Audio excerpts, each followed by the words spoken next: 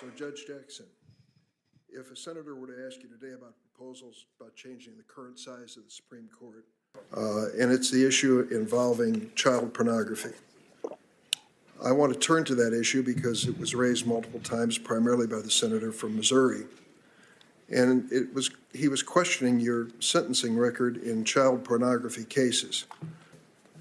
I thought about his charges as I watched you and your family listening carefully yesterday, and what impact it might have had on you personally to know that your daughters, husband, parents, family, and friends were hearing the charges that your implementation of this law, sentencing, endangered children.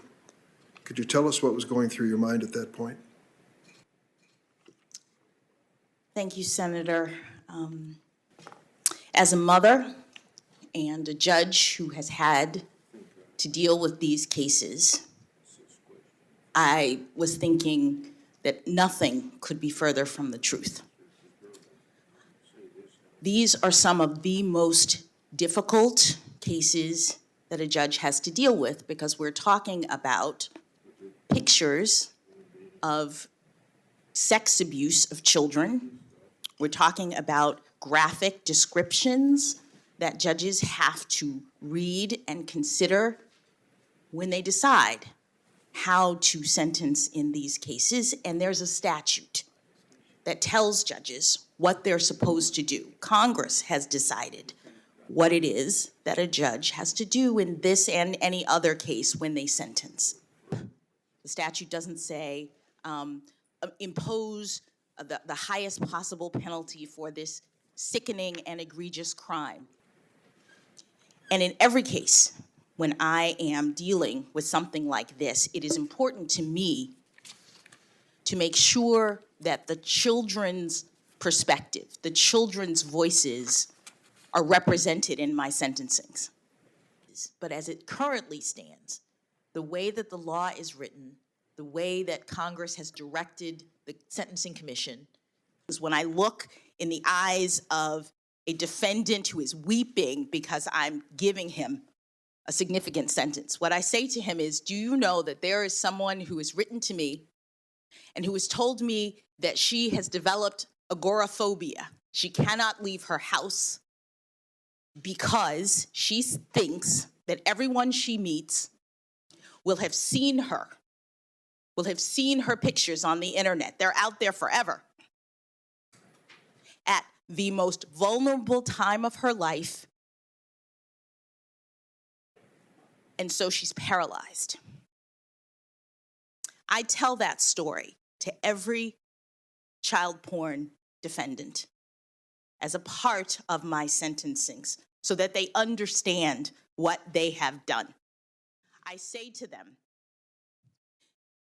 that there's only a market, and then I impose a significant sentence and all of the additional restraints that are available in the law.